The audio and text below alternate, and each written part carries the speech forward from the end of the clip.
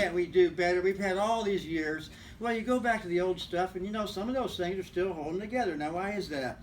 Because they knew how about board attachment, and they used good materials. They had good materials. And nowadays, if you want good materials, you just got to about make it yourself. Because the leather is in a horrific state of, not decay, but, you know, the leather these days. I read a 1972 thing by Chris Clarkson. He goes, the leather these days has no mechanical strength, and that's when I was starting, and I'm all nostalgic about the old English leather from the 70s, and I go, I thought that was the good stuff, because compared to now, that was the good stuff, because if you can take a skin that you just paid $200 or $300 and go like that and tear it, that's not a really good start.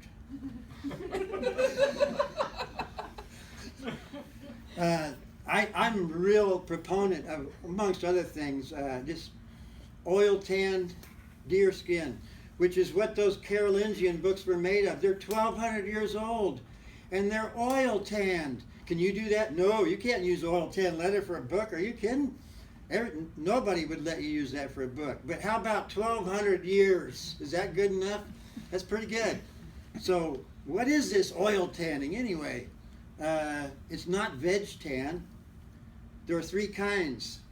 Bark, let's say, or vegetable, oil, and talling is not tanning. That's why they can't call it tanned, alum tanned.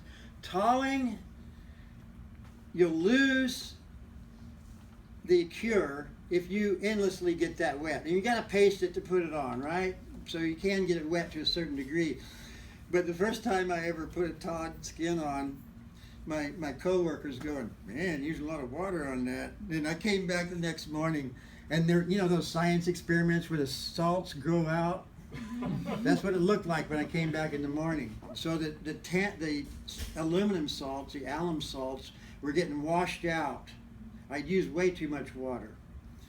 And you got to use a certain amount of water, and it stiffens it, but you know, you got to do it. So, but what Gary was talking about, I got it. No, you know, it's this, the crossover at the hinge.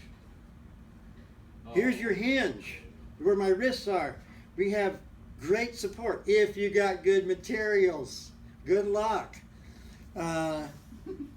You know, colophon bindery. You know, Chris Clarkson on Sundays, according to him, researched flax to get good flax. He can't find any good flax anymore, so he's going to figure it out. So he goes and figures out flax processing, gets down to the pure cellulose, which is where it's at, formed his own company to make it, hired somebody with a machine in his barn to work it up, and he made Chris Clarkson cord, which is still the cat's meow for good, clean cellulose.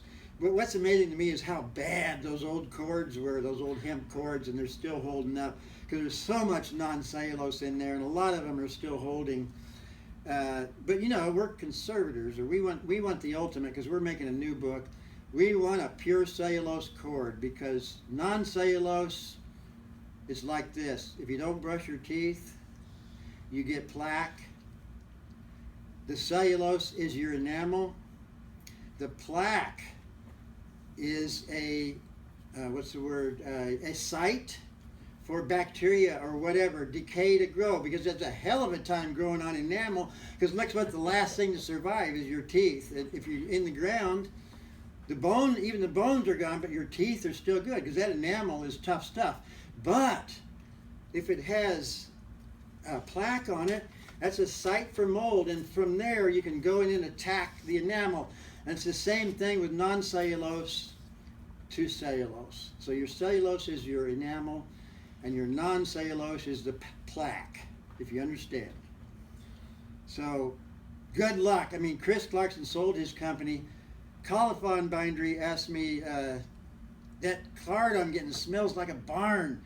So I got 2 pounds for $100 or something, and cooked it for 3 days, washed it, 20 times and cleaned it up. And luckily it's under processed, so it does clean up. It's not over processed, which means you can't bring it back.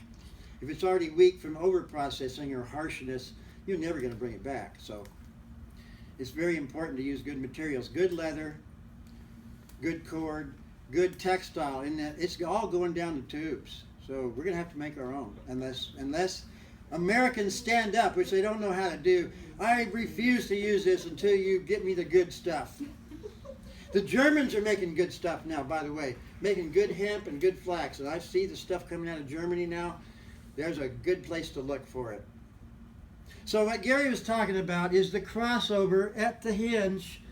That's the best you can do. Get good materials, reinforce that hinge with a good crossover, a good material. So you got your lining going underneath, the cords coming like this in this case, and you got that hinge. So that's the most important thing. Do you want one of yours to demo with? Okay. Can he mess around with that book? Yeah. This is my friend.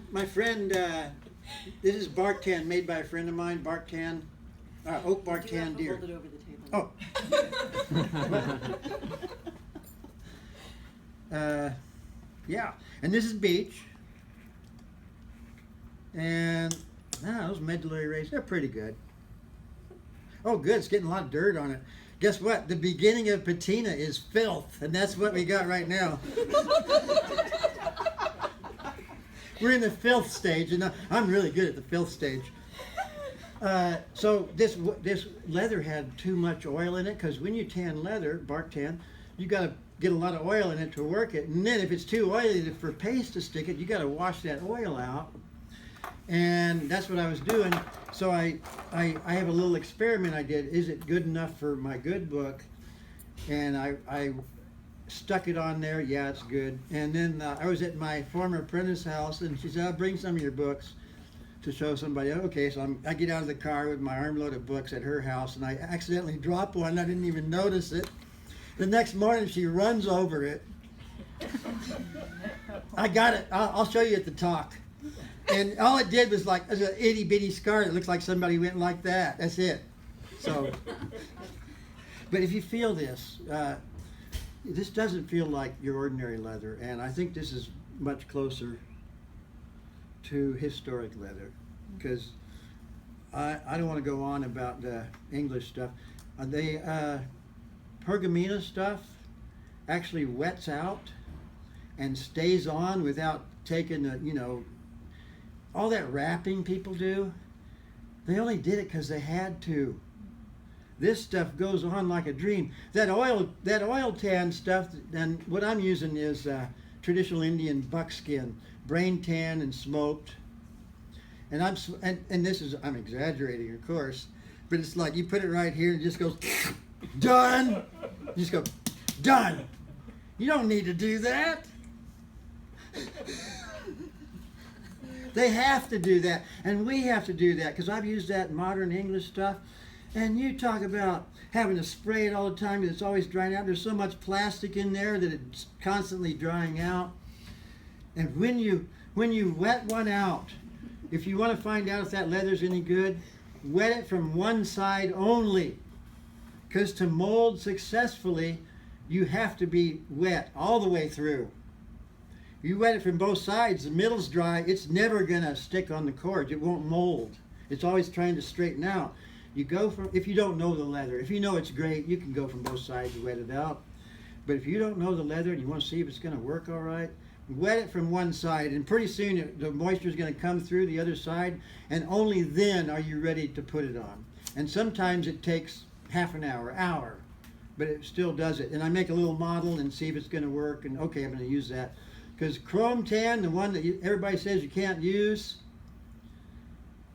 is pretty darn tough. And chrome tan can be many things. But you're absolutely forbidden to use it in bookbinding if you talk to anybody that knows what they're talking about it. But I'm telling you, go ahead and use it if it'll pass the test that I'm talking to you about. Because the truth is that it's not that you can't use it. It's hard to pare and hard to tool. That's why you can't use it.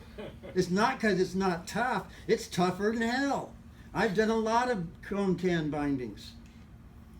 And I always do the test first to see if it's going to wet out, because there's a lot of plastic in some chrome tan, you know, like for upholstery and all that. So that's your test, though, is if it'll wet all the way through and cooperate. And you know,